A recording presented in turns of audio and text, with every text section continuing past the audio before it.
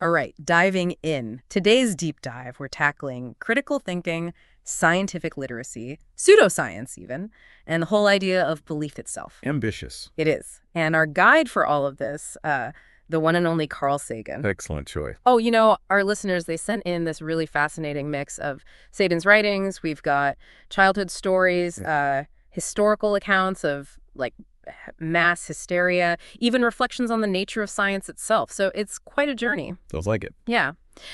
Our mission, if we choose to accept it, is to really pull out those golden nuggets of insight, the big ideas, and then figure out why they still resonate so powerfully today. I'm in. Okay, great. So where do we even begin? Well, I think it's fascinating how a scientific mindset, that way of thinking, it can actually start way back in childhood through really everyday experiences. That's true. Sagan tells the story about breaking Mr. Schechter's window as a kid. And the thing is, the lesson he learned was kind of confusing. He caused damage, right? But nobody got really angry. Even the kid who pushed him, they became friendlier afterwards. Yeah, I remember that one. It really makes you think about those subtle lessons we pick up as kids, those unspoken ones, almost by accident. Yeah, for sure. It's like children are trying to make sense of the world, and sometimes the conclusions they draw, well, they're not always what we expect. Exactly. I mean, think about it. No clear consequences for breaking a window. That must have been a real puzzle for young Sagan. Yeah. And he also talks about looking out at those murky waters of New York Bay, pondering where imagination ends and reality begins. Oh, I love that image. It's that early struggle with the abstract, right? Yeah. Trying to figure out what's real, what's just in my head. Exactly. It's that foundation, that interplay of imagination and reality that's so crucial for scientific thinking. Absolutely. And, it helps us avoid those traps of believing things without evidence. Yeah. Healthy skepticism often starts with questioning what we ourselves perceive. Totally. And then there's this heartwarming story about a Sunday afternoon with his dad, learning about zero, these, huge numbers, the concept of infinity. Oh, yeah. Always you can add one more, his father told him. Yeah, exactly. And this sparks this crazy desire in Sagan. He wanted to write out every single number from 1 to 1,000 using cardboard from laundry shirts because paper was scarce, apparently. That's dedication. I know, right? Yeah. And he was surprised by how slow that task actually was, just the sheer time it took. Yeah, it's a powerful lesson in scale, even for something seemingly simple as counting. Totally. So moving on from childhood, Sagan talks about his time at the University of Chicago under this guy, Robert Maynard Hutchins. And he really emphasizes how Hutchins focused on teaching, the ability of professors to actually inform and inspire students. I think that's a crucial point. Hutchins, his model, it really prioritized transmitting knowledge, developing critical thinking skills. Yeah, as opposed to just churning out research. Exactly. And I think those skills, they're arguably even more important for scientific progress than just, doing more research. Totally. And Sagan, he experienced this firsthand, filling in gaps in his own education, feeling that joy of discovery, figuring out how the universe works. It's that spark of discovery that hooks so many people on science, isn't it? Absolutely. It's contagious. But it's not always, a perfectly smooth process. Sagan also tells the story about explaining a scientific concept to someone. He doesn't say exactly what it was, but it could have been planetary science, maybe evolution. Oh, right. I think I remember that one. Yeah, and instead of being excited, the person just getting more and more gloomy. Sagan realized it wasn't just an idea he was challenging. It was a core part of that person's whole inner life. It really highlights how emotionally invested people can be in their beliefs, even when those beliefs aren't based on evidence. Right. And it shows the need for empathy, when you're discussing science with people, especially stuff that might challenge their worldview. For sure. Mm-hmm. We need to remember it can feel like a personal attack. Absolutely. And it also makes you think, what was that person missing out on? Sagan lists all these amazing aspects of science that this person apparently didn't know about. The molecular building blocks of life floating out there in space, those ancient human footprints millions of years old, how the Himalayas formed, the power involved in that, the way viruses inject DNA. So clever. Wow, yeah, when you put it like that. Right. It's mind-blowing. And then there's the search for extraterrestrial intelligence, still going strong, the ancient civilization of Ebla, and their beer. Oh, yes, can't forget the beer. Exactly. And quantum indeterminacy. What even is that, right? And even just a basic understanding of DNA, all of these things are awe-inspiring. Absolutely. Real science is just chock full of wonders, so much more incredible than what pseudoscience offers. And the fact that this person was missing out on all of that, that's a missed opportunity, for sure. It is. For intellectual enrichment, for understanding the universe. Yeah, totally. So the big takeaway here, the Blinkist version, is that widespread lack of scientific understanding. It's not just a personal problem. It's a vulnerability for society as a whole. It really is. It impacts how we face those big global challenges, even our economic competitiveness. Exactly. And that brings us to a pretty alarming point that Sagan makes about scientific illiteracy. He cites this statistic, a whopping 95% of Americans being scientifically illiterate. 95%. Wow. Yeah. And he compares that to, get this, the illiteracy rate among enslaved African Americans right before the Civil War, back when there were severe punishments for teaching a slave to read. That's a stark comparison and very troubling. It is. It's like the type of illiteracy is different, sure, but that kind of percentage in either case, it suggests a huge lack of access to vital information and to the tools of critical thinking. For sure. If people can't even read or can't understand basic science, how can they participate in society effectively? Right. And Sagan emphasizes the serious consequences of this ignorance. He lists all these critical issues that we face, ignoring global warming, ozone depletion, pollution, all sorts of it, toxic waste, radioactive waste, acid rain, soil erosion, deforestation, and of course the ever-growing human population. It's a daunting list for sure. It is. And these aren't just abstract problems, right? They have real-world, tangible consequences. Yeah. And potentially devastating ones. Yeah. These issues are complex, but they have a strong scientific basis. We need to understand the science behind them to have informed discussions, to make good policies. Exactly. If we don't, we risk making decisions based on, like, fear, misinformation, short-term interests even. Absolutely. And it's not just environmental issues either. Sagan points out that science and technology, they're essential for our jobs, our salaries. If a nation can't produce high-quality goods at competitive prices, well, those industries will move elsewhere. And take the prosperity with them. Exactly. So there's this economic incentive for scientific literacy, too. It's essential. A workforce that understands science, that can adapt to new technologies, that's how we stay competitive in a global economy. Right. And then Sagan throws out this, like, massive list of societal issues that also have these huge scientific and technological dimensions to them. Right. And all of them need informed public discussion. Oh, wow, yeah. That list is extensive. It is. We've got fission and fusion energy, supercomputers, those information superhighways, still a relatively new thing back then. Yep. The whole debate surrounding abortion, the dangers of radon, strategic arms reductions, drug addiction, government intrusion, HDTV, airline and airport safety, fetal tissue transplants, the rising cost of healthcare, food additives, psychotropic drugs, animal rights, superconductivity, emergency contraception, even genetic predispositions to certain behaviors. It really goes on and on. It does. And then there's space stations, Mars exploration, the search for cures for AIDS, cancer. It just shows how deeply science and technology are woven into every part of modern life. It's everywhere, from our personal health decisions to, like, national policy debates. We need that basic understanding of science to participate in a democracy effectively. Exactly. To make informed choices. And, you know, when we consider the dangers of scientific illiteracy, it starts to make sense why pseudoscience is so appealing. Oh, absolutely. When people lack scientific understanding, they're looking for answers. And pseudoscience fills that void, even if there's no evidence. It's like a substitute. Yeah. And for historical context, Sagan quotes Edward Gibbon describing the Eastern Roman Empire, where for 10 centuries, get this, not a single significant discovery was made. Nothing that really helped humanity. Wow. 10 centuries. Yeah, no new ideas were added to what they already had from antiquity. It was like intellectual stagnation. It's a powerful warning, isn't it?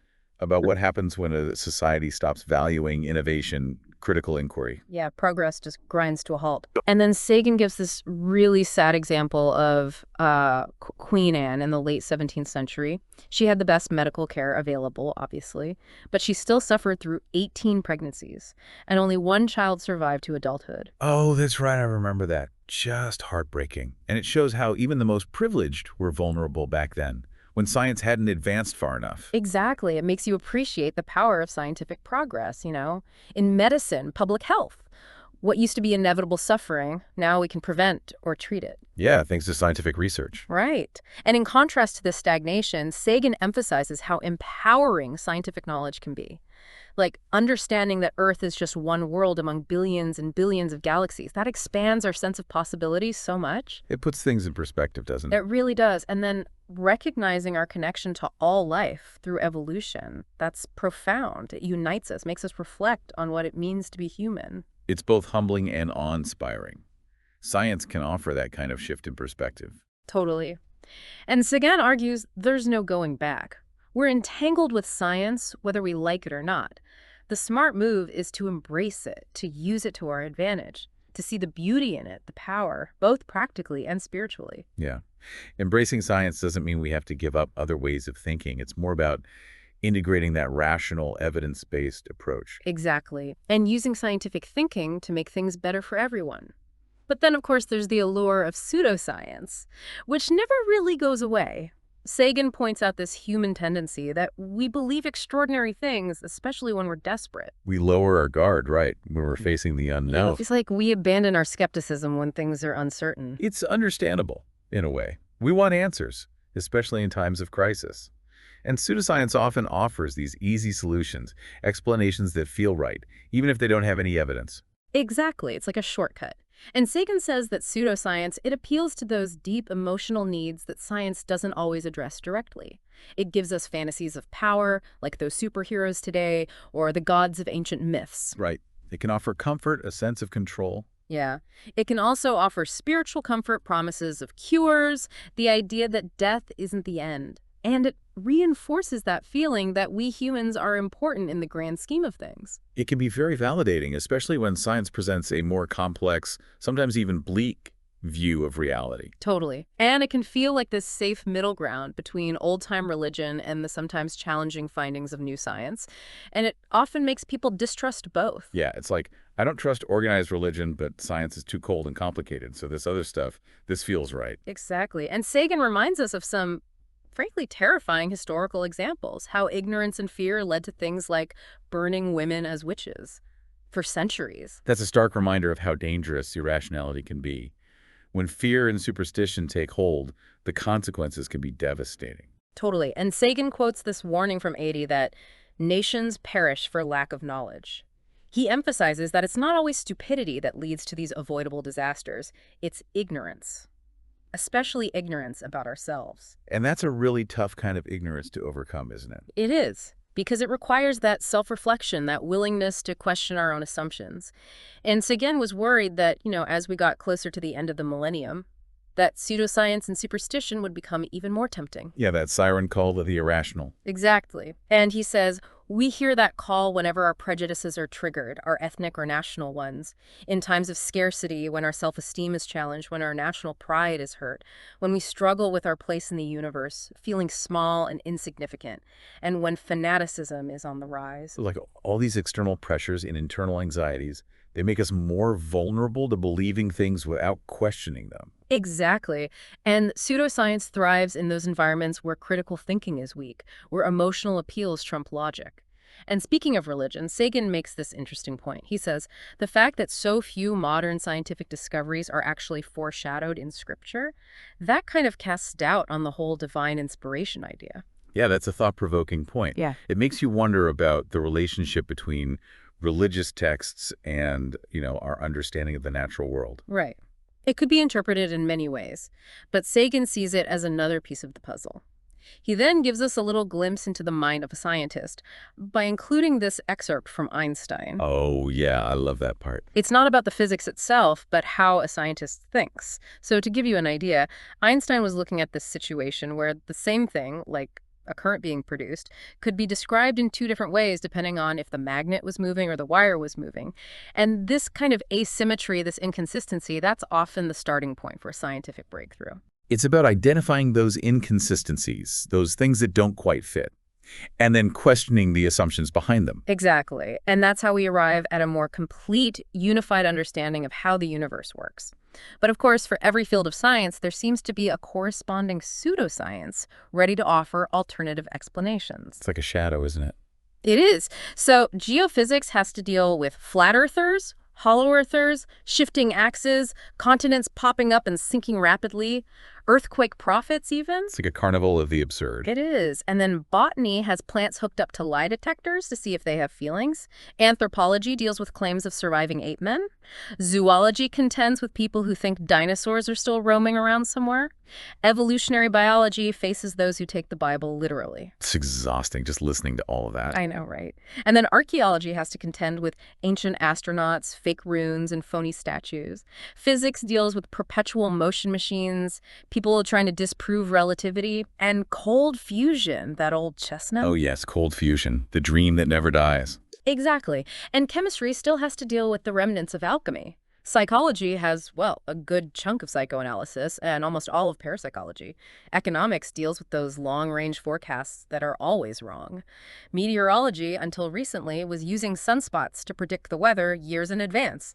And astronomy, ironically, has to contend with astrology, which is arguably its biggest pseudoscience. And it's the very field from which astronomy originated. It's like a child rebelling against its parent. I know, right? It's fascinating.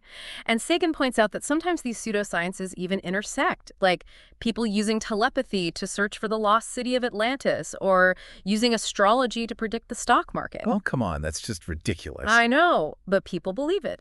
And then Sagan dives into this whole phenomenon of seeing patterns, of assigning meaning where there really isn't any. He talks about this book by John Mitchell, Natural Likeness, which takes seriously these claims by Richard Shaver, who said he found a whole world history written in pictures on broken rocks. Oh, wow. That's pareidolia in action. Exactly. It's like seeing faces in clouds, but taken to the extreme. Yeah. This guy built a whole elaborate story around random rock formations. And it gets even weirder. Mitchell also apparently believed these visions that Antonin Artaud, this surrealist playwright, had while on peyote. Oh, right. Artaud was seeing erotic images, torture scenes, ferocious animals, all on the patterns of rocks. Yeah, and Mitchell actually thought these were created by ancient civilizations, not, the product of a drug-induced state. That's a slippery slope, for sure. Interpreting those subjective experiences, especially drug-induced ones, as objective reality. Totally. And Sagan points out that there was this materialist perspective which viewed Artaud's visions with skepticism, especially after he was diagnosed as insane when he came back from Mexico. But Mitchell seemed to prefer the mystical interpretation over the scientific one. It's that classic clash, isn't it? Yeah. Rationality versus mysticism. Exactly. And, this whole idea of unexplained phenomena, the search for answers, even in secrecy, it brings us to another fascinating aspect of belief, the role of our own minds and perceptions, particularly hallucinations. Hallucinations, huh? Yeah.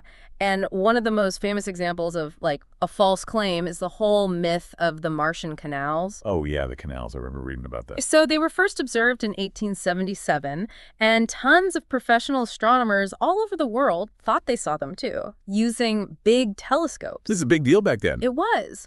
They described this network of perfectly straight lines intersecting, crisscrossing the surface of Mars, and it seemed so geometrically precise that they thought it must be artificial, created by intelligent beings. And of course, that sparked all sorts of speculation about life on Mars. Yeah. People imagine this advanced civilization struggling to survive on a dying planet, dedicated to conserving water, hence the canals. Makes sense, right? Yeah. They mapped hundreds of these canals, even gave them names. But the weird thing is they never showed up in photographs. That's strange. It is. And the explanation they came up with was, well, the human eye could capture these brief moments of perfect atmospheric clarity, while the camera, it just blurred everything together. So they were saying the eye was more sensitive than the camera? Yeah, basically. And some astronomers, they swore they saw the canals super clearly, but others couldn't see them at all. So that raised questions about, was it real or was it just an optical illusion? It's a classic case of, seeing what you want to see. Exactly. And the point Sagan makes is that even professional scientists, even famous astronomers who made other verified discoveries, they can still make huge mistakes in pattern recognition, especially when they really want to believe what they're seeing. I was like, the more important the implications seem, the more we might overlook the evidence or lack of evidence. Right. And the Martian canal myth is a perfect example of that. It's a warning. Don't just see what you want to see. get more data. Exactly. And luckily, in this case, spacecraft missions eventually showed us that the canals weren't real. But Sagan does point out that sometimes these claims of unexpected patterns actually come from spacecraft data itself. Oh, interesting. Yeah, and he talks about how in the 1960s, he encouraged people to look for signs of ancient civilizations in that data, either native to a planet or maybe built by visitors from somewhere else. But he emphasizes that it had to be real evidence. Solid proof. Exactly. And, moving on to more modern beliefs, Sagan talks about the enduring popularity of UFOs and alien encounters, even though there's really no solid, reproducible evidence. Yeah, those stories never seem to go away. They don't. And he talks about those sensationalized stories you see in tabloids, like the Weekly World News. They blur the line between those fictional alien encounters, Bigfoot sightings, and actual dangers like asteroid impacts. And those asteroid threats are real. They are. And the government agencies studying them, they kind of unintentionally feed these more fantastical stories. Yeah, because they're dealing with these potentially world-ending events, so it gives those tabloid stories a tiny shred of credibility. Exactly. And Sagan tells this funny story about the Comte de Saint-Germain, this guy who claimed to be immortal. He'd tell these elaborate historical anecdotes that were obviously made up. Oh, right, I think I remember that. Like he'd claimed to have had conversations with figures from centuries ago. Yeah. And when he'd tell these stories, he'd turn to his servant for confirmation. And the servant would remind him, "But sir, you forget, I've only been in your service for 500 years. And Saint-Germain would reply, "Ah, that's true. It was a little before your time." That's hilarious. Yeah. It just shows how far people will go to create these elaborate stories to get attention or maybe feel important. Yeah. And Sagan brings up Charles Mackay's classic book, Extraordinary Popular Delusions and the Madness of Crowds. He says it's still relevant today for understanding those irrational behaviors that are driven by greed, excitement, imitation politics, or religion. Mackay's book is a classic. It really gets into the psychology of crowds, how easily people can be swept up in these crazy ideas. Yeah. And one of the historical examples Mackay explores is the idea that magnetism could cure diseases. This idea goes way back, but it peaked with Franz Mesmer. And to be honest, I'd always thought mesmerism was just another word for hypnotism. But Sagan explains that Mesmer was this Viennese doctor who believed that the positions of the planets influenced human health. He was obsessed with electricity and magnetism. Oh yeah, Mesmer. He was quite a character. He basically catered to the French aristocracy before the Revolution. He did. He'd hold these sessions in darkened rooms with tubs of diluted sulfuric acid. He'd wear this fancy silk robe and wave an ivory wand around. It sounds like a scene from a movie. It does. And he and his assistants, they'd stare into the patient's eyes and stroke their bodies while they held iron rods or held hands. And people, especially young women, were supposedly cured left and right. It's all about the power of suggestion, isn't it? And the placebo effect. Yeah. But of course, Mesmer's claims were bad for business for other doctors, so they got King Louis XVI to investigate. Smart move. Yeah. They formed a commission with people like Lavoisier and Benjamin Franklin on it, and they did this simple experiment. They recreated those magnetizing effects without the patients knowing about it. And guess what?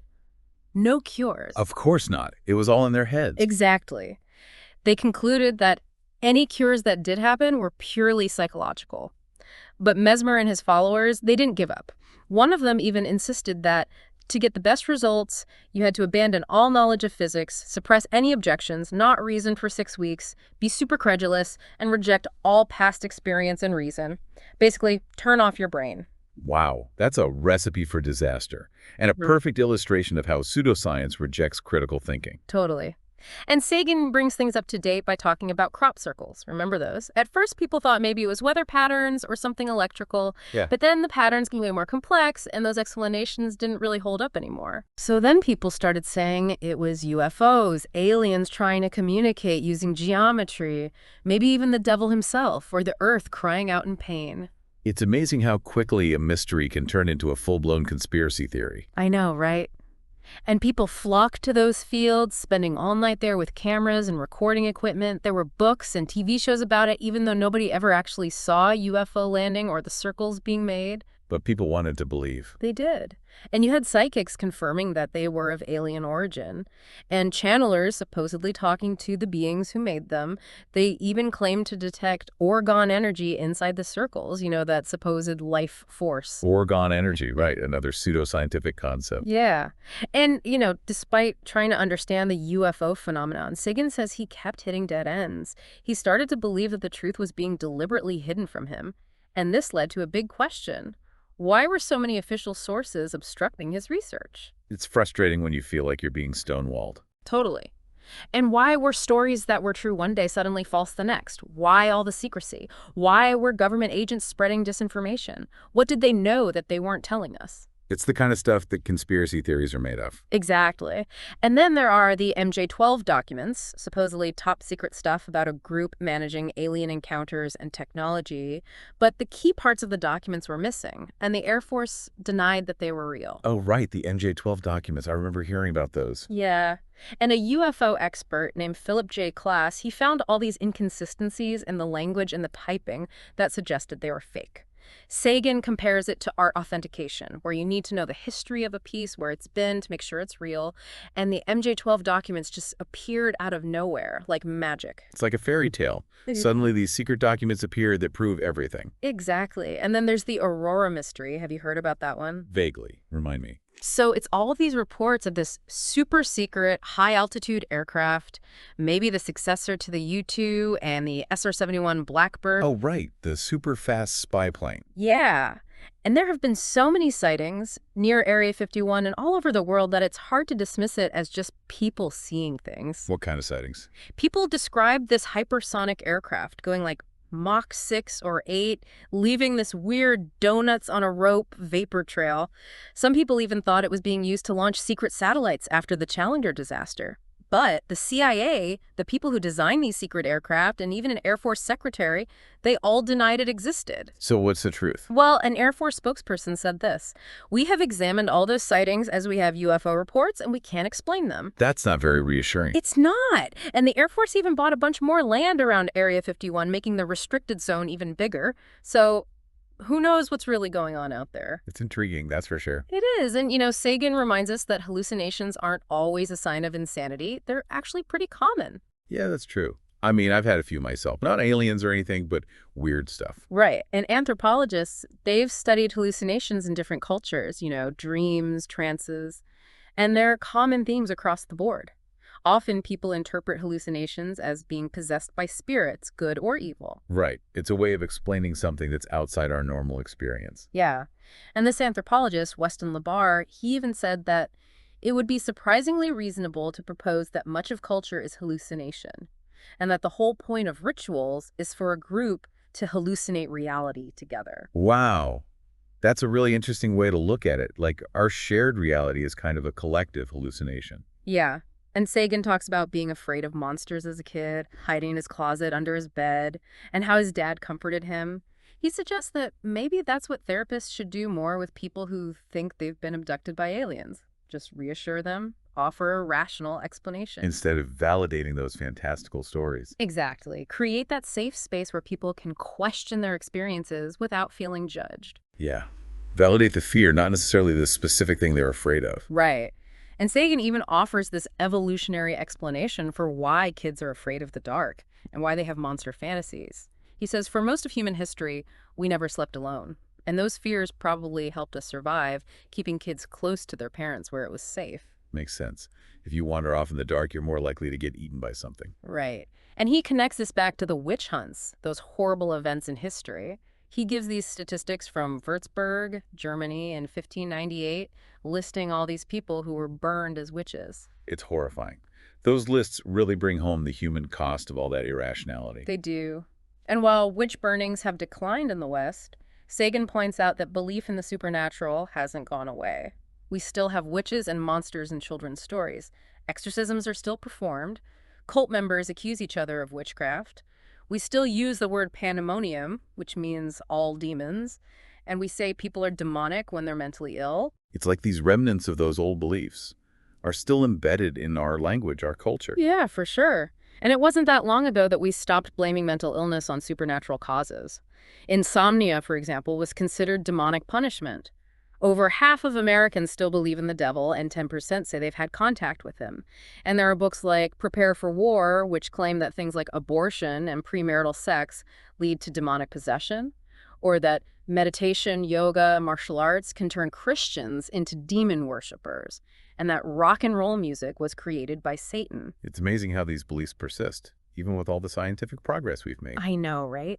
And Sagan quotes given again describing the early Christians' belief in constant demonic attacks. They thought demons were everywhere, tempting them, trying to lead them astray. Their imaginations were running wild. It's easy to see how, in that kind of environment, anything unusual could be seen as evidence of the supernatural. Yeah, totally. And it's interesting that alien abduction stories are mostly an American thing. They don't really appear much in other cultures. Oh, that's right. It's like a uniquely American phenomenon. Yeah. And even the descriptions of the aliens vary wildly depending on where you are. Some people say they're robotic, others say they have bird heads or insect heads or are reptilian. And in Northern Europe, they're often described as blonde and blue. Guys, see you in another podcast. Don't forget to subscribe to our channel.